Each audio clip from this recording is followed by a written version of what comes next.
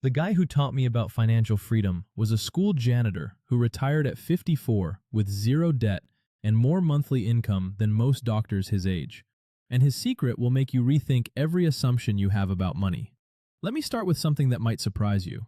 Most people think financial freedom is a destination only accessible to high earners, lottery winners, or people who got lucky with some investment. But that is simply not true. The people who actually achieve financial independence early are not the ones with the biggest paychecks. They are the ones with the clearest plan and the willingness to make different choices than everyone around them. That is it. That is the whole choices, for 5 to 10 years. And then your life looks completely different from everyone else's. But before we get into the actual plan, I want to address the most important thing first, and that is your mindset around what is actually possible. If you genuinely believe deep down that financial freedom is something that happens to other people, not you, then nothing I share today is going to matter. You will get excited for a week, try a few things, and then quietly go back to your old habits. I have seen it happen again and again. The belief has to come first. So how do you build that belief? You immerse yourself in evidence. Read books about people who have done it. Listen to podcasts. Watch videos like this one. Expose yourself so consistently to stories of ordinary people who built extraordinary financial lives that it starts to feel completely normal. Because when financial independence starts to feel normal to you, the sacrifices required to get there stop feeling like sacrifices. They start feeling obvious. Now let's talk about what your target actually is, because most people are aiming at the wrong thing entirely. The traditional model says work for 40 years, save up as much as possible, and then retire. The FIRE movement came along and said you can cut that timeline significantly if you save aggressively and build up roughly 25 times your annual expenses. But here's the problem with both of those approaches for the average person. They require you to delay actually living your life for an enormous amount of time while you accumulate a massive lump sum. There is a better way to think about this. Instead of focusing on accumulating a giant pile of money before you can have freedom, focus on building income streams that cover your actual monthly expenses. This is your freedom number. Calculate what it genuinely costs you each month to live, not your inflated current lifestyle, but the essentials: housing, food, transportation, utilities, basic health needs. Once you know that number, you have a concrete, achievable target. Instead of needing $1 million or $2 million in the bank, you need income streams that generate enough each month to cover what you actually need. That is a completely different and far more achievable goal. And this brings us to the single most powerful move you can make when you are working with an ordinary income. Lower that monthly number as aggressively as you can. Every dollar you cut from your monthly expenses is a dollar that does not need to be replaced by a new income stream. Housing is typically the biggest expense for most people, often consuming 30% or more of their income. So this is where you focus your energy first.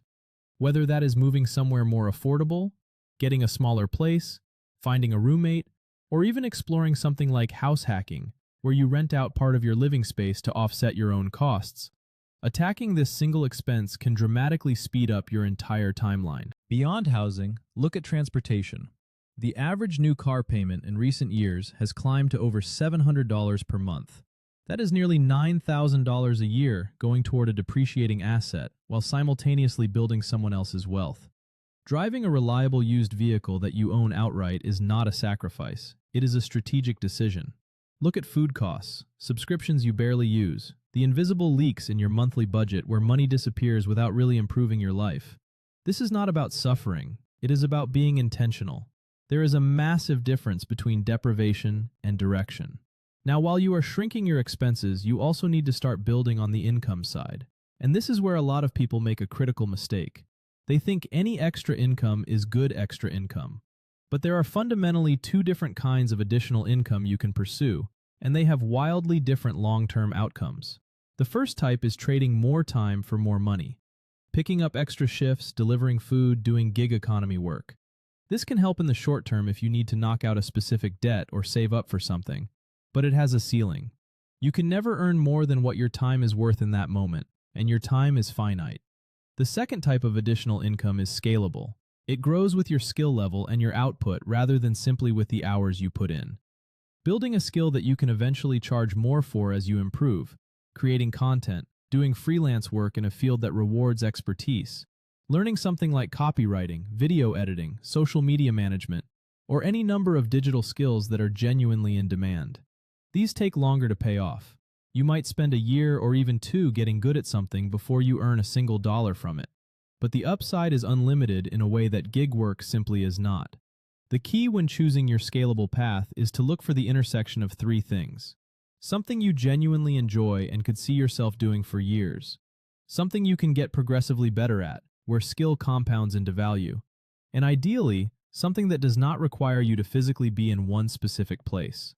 That last piece matters enormously if time and location freedom are part of what you want your life to look like. Do not expect to find the perfect thing immediately. Most people who eventually build real freedom from a scalable skill tried several things that did not work first. That is not failure, that is data. Try something for 3 to 6 months. If it is not clicking, move on and try something else. The skills you build along the way stack on top of each other in ways you cannot predict, and eventually one of them will connect in a meaningful way. While all of this is happening, you should also be putting every dollar you can to work for you.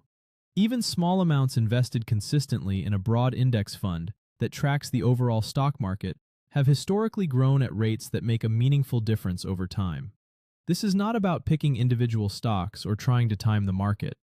Dollar cost averaging, meaning investing a consistent amount at regular intervals regardless of market conditions, smooths out the inevitable ups and downs. The goal is simply to ensure that your money is working in parallel with everything else you are doing, not sitting idle. And when it comes to tax-advantaged accounts, use them.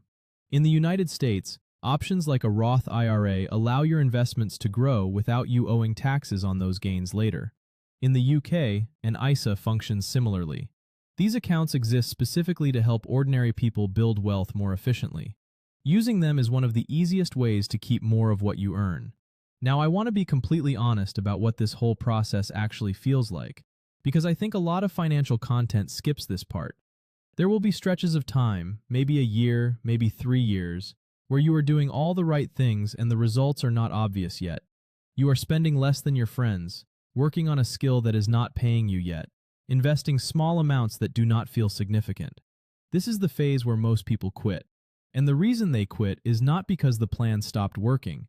It is because they never had a strong enough reason why they started in the first place. So before you do anything else, get completely clear on what you actually want your life to look like. Not vaguely, but specifically. Do you want to be present for your children every afternoon? Do you want to travel without asking anyone for permission? Do you want to wake up every morning doing work that feels meaningful rather than obligatory? Write those reasons down. Return to them when the grind feels pointless. Those reasons are the fuel that keeps you moving when the results are not yet visible. The single thing that separates people who achieve financial freedom on ordinary incomes from those who spend 40 years dreaming about it is not intelligence, connections, or luck. It is simply sustained action over time. Most people talk about it. Most people think about it. A small number of people actually do the work, consistently, imperfectly, for long enough that the compound effect kicks in and changes everything. You now have the roadmap. Calculate your freedom number. Attack your expenses starting with housing. Build a scalable skill rather than just trading more time for money. Invest consistently in whatever amounts you can manage. And stay connected to the reason you are doing this when it gets hard, because it will get hard. The question is whether the life you are building toward is worth it. Only you can answer that. But if the answer is yes, then the plan is simple. Start today, not next month, not when things are easier, today. If this video helped you, drop a comment below telling me one specific thing you are going to do this week to move your financial situation forward. That small act of commitment matters more than you might think. And if you want to go deeper on any of the investing strategies we touched on today, there is another video lined up right after this one that breaks it down step by step.